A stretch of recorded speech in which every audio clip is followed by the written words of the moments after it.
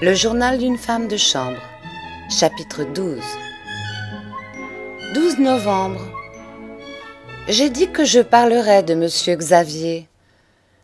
Le souvenir de ce gamin me poursuit, me trotte par la tête souvent.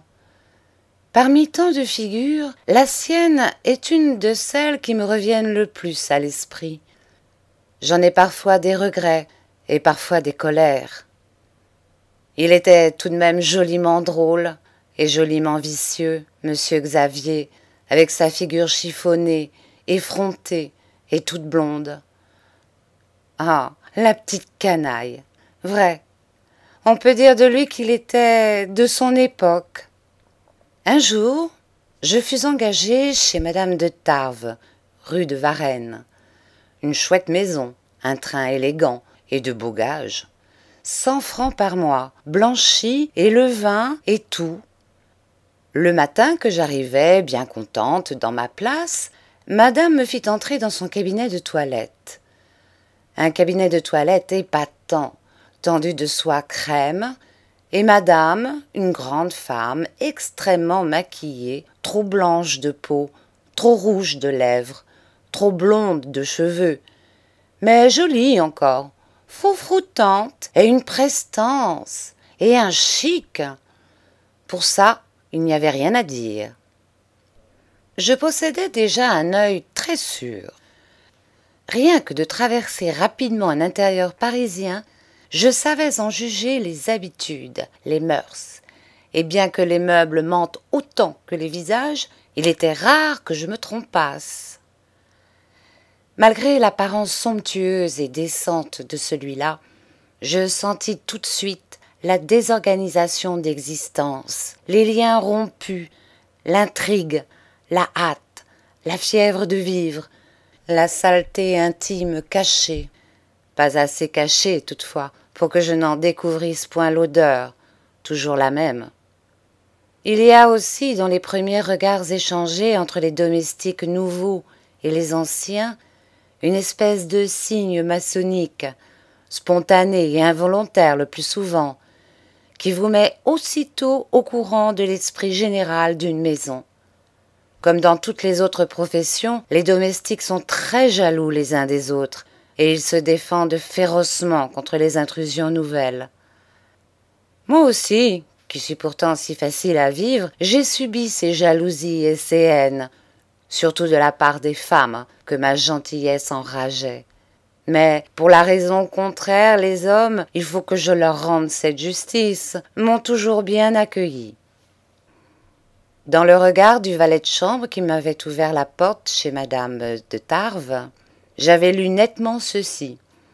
C'est une drôle de boîte, des hauts et des bas, on n'y a guère de sécurité, mais on y rigole tout de même. Tu peux entrer, ma petite. En pénétrant dans le cabinet de toilette, j'étais donc préparée, dans la mesure de ces impressions vagues et sommaires, à quelque chose de particulier.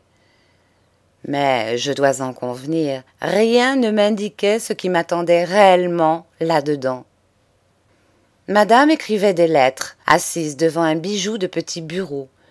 Une grande peau d'astrakan blanc servait de tapis à la pièce.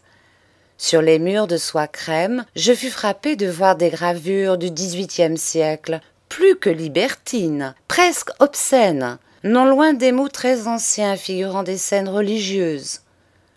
Dans une vitrine, une quantité de bijoux anciens, d'ivoire, de tabatières à miniatures, de petits sacs galants d'une fragilité délicieuse. Sur une table, des objets de toilette, très riches, or et argent. Un petit chien, Havane, clair, boule de poils soyeux et luisants, dormait sur la chaise longue entre deux coussins de soie mauve.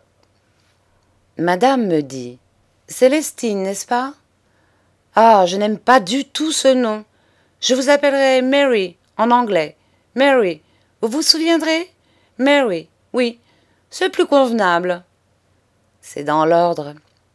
Nous autres, nous n'avons même pas le droit d'avoir un nom à nous.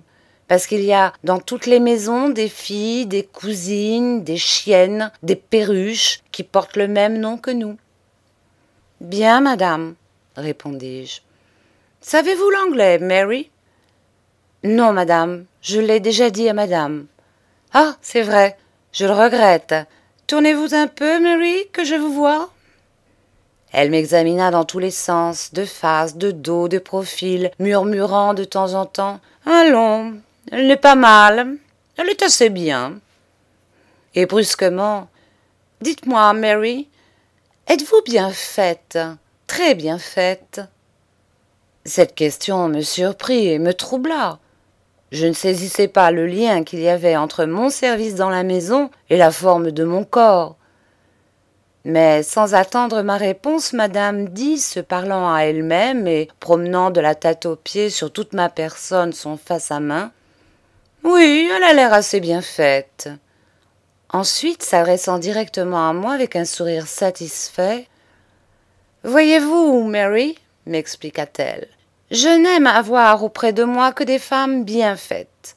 C'est plus convenable. » Je n'étais pas au bout de mes étonnements.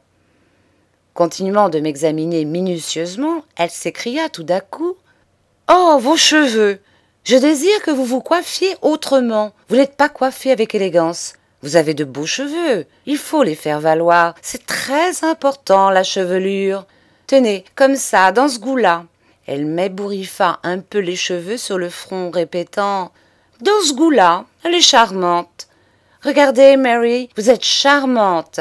C'est plus convenable. » Et pendant qu'elle me tapotait les cheveux, je me demandais si madame n'était point un peu loufoque, ou si elle n'avait point de passion contre nature. Vrai, il n'eût plus manqué que cela. Quand elle eut fini, contente de mes cheveux, elle m'interrogea. « Est-ce là votre plus belle robe ?»« Oui, madame. »« Elle n'est pas bien, votre plus belle robe. Je vous en donnerai des miennes, que vous arrangerez. Et vos dessous ?» Elle souleva ma jupe et la retroussa légèrement. « Oui, je vois, fit-elle. Ce n'est pas ça du tout. Et votre linge, est-il convenable ?» Agacée par cette inspection violatrice, je répondis d'une voix sèche. « Je ne sais pas ce que madame veut dire par convenable. »« Montrez-moi votre linge. Allez me chercher votre linge et marchez un peu. Encore, revenez, retournez. » Elle marche bien, elle a du chic. Dès qu'elle vit mon linge, elle fit une grimace.